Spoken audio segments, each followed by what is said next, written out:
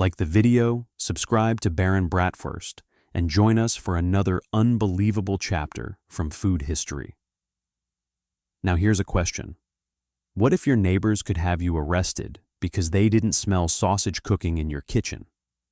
In 15th century Spain, that wasn't paranoia, it was reality. The Spanish Inquisition turned dinner into a loyalty test, transformed neighbors into informants, and made a simple pork sausage one of the most dangerous foods in Europe. Tonight, we're uncovering the dark history of the sinful link. The sinful link, sausages, and the Spanish Inquisition.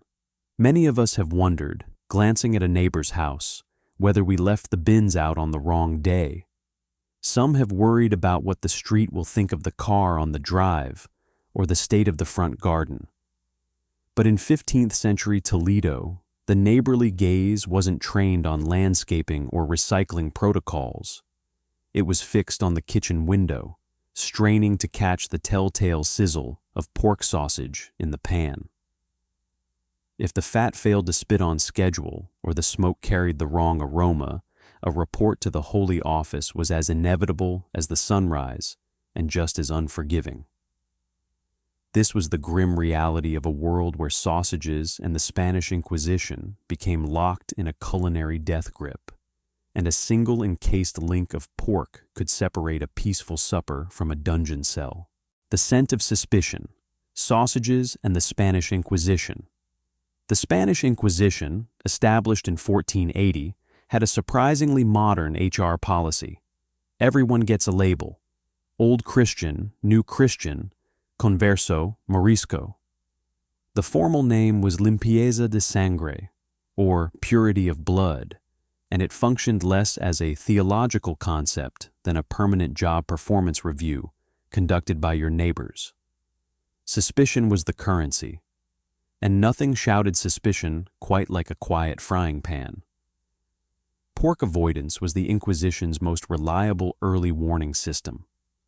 Jewish and Islamic dietary law forbade it, so refusing a slice of chorizo could be read as evidence of secret Judaizing or Islamizing.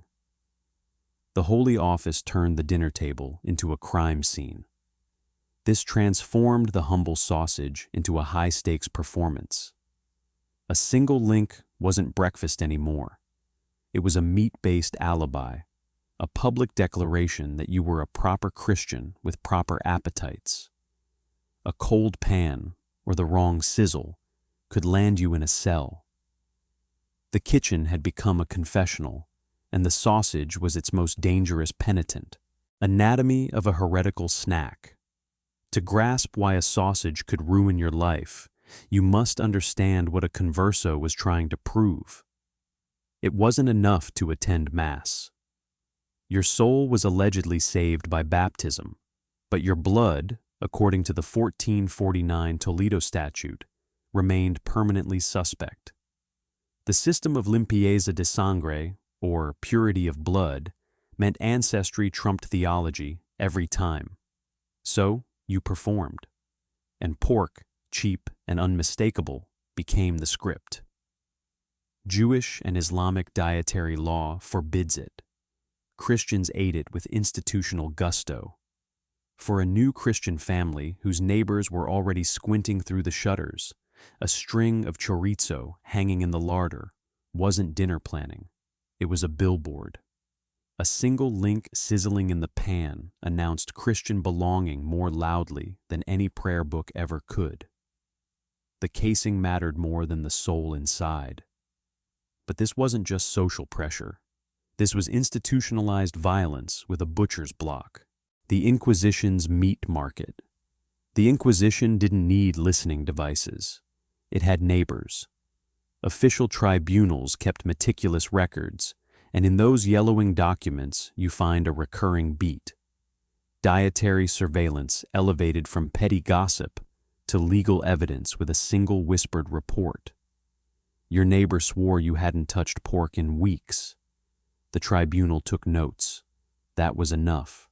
Investigators compiled checklists. Did the household use olive oil instead of lard? Did they wash meat before cooking? Did they avoid blood sausages? None of this sounds like heresy to modern ears. It sounds like lunch. But in the 16th century, it was a body of evidence. The holy officers weren't trained chefs. They were trained paranoiacs with excellent filing systems. The system ran on incentives. Anyone who denounced a heretic could, in theory, claim a share of the seized property. Suddenly, the old woman across the street had a financial reason to peer through your shutters. And nothing was easier to see or smell than pork. A pan of chorizo sizzling on a Friday just before sunset declared loyalty. A dark kitchen at the wrong hour whispered suspicion. Your frying habits had become your witness statement. This wasn't theology. This was a meat-based surveillance state where your neighbor's nose was the first line of enforcement. Casings and confessions, the anxiety of the table. So, to sum up the story so far, your neighbor was now a freelance inquisitor with a nose for pork and a financial incentive to ruin your life. The frying pan had become a confessional booth with no priest and no absolution. The effect was paralysis dressed as piety. Historians call it strategic conformity. I call it the world's most stressful dinner party. Families who might have once eaten mutton and communal forays suddenly needed to be seen handling lard, not occasionally, performatively. A leg of ham in the window wasn't decoration, it was a legal filing. The dread settled into the bones of daily life. You couldn't just cook pork, you had to be witnessed cooking pork at the right times, with the right enthusiasm, because a single quiet Friday evening could become a tribunal's opening statement. The table became a stage, and everyone was acting. The question was who was acting well enough to stay alive. The meat of the matter, rewriting the recipe. Chorizo, as we know it, is a 16th century invention. It needed pimenton from the Americas to stain the pork fat that lurid, unmissable red. That timing is not a coincidence. The Inquisition demanded legible signs of orthodoxy, and a bright crimson sausage that screams, "I contain pork," is about as legible as it gets. The nation's signature cured meat arrived at precisely the moment when eating pork had to be performed, not merely done. And then there's Morcilla, blood sausage. Jewish dietary law forbids consuming blood.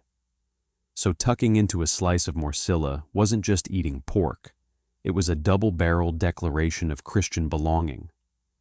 You weren't just demonstrating you'd abandoned the old laws, you were rubbing their face in it.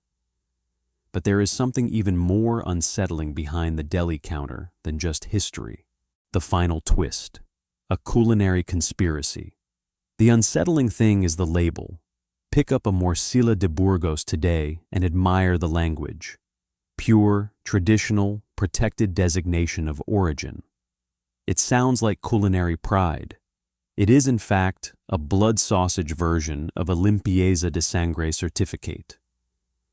We think we're supporting heritage producers. We're actually reenacting a loyalty test first cooked up in Toledo's smoky kitchens. The Inquisition may be dead, but its ghost sells salami, and we pay extra for the premium stuff. What are you really proving when you order the Morcilla? That you're not one of them, same as always.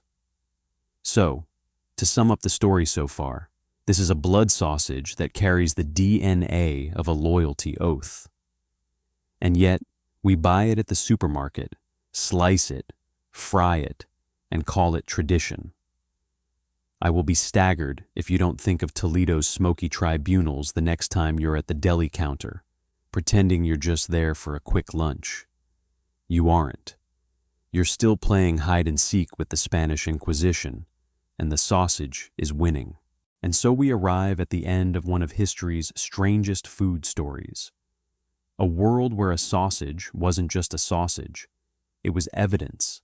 It was a performance. It was a public declaration of who you were and who you weren't. The Spanish Inquisition is long gone, but its shadow lingers in surprising places. Every traditional food carries a story, and sometimes those stories are darker than we imagine. If you enjoyed this journey into the hidden history of food, let me know in the comments. What's the strangest food fact you've ever heard? And if you'd like more tales of culinary intrigue, forgotten traditions, and the bizarre ways food has shaped human history, make sure you're subscribed to Baron Bratwurst. The next time you pass a deli counter and see a row of sausages hanging in the window, remember, for some people, those links weren't lunch. They were a matter of life and death.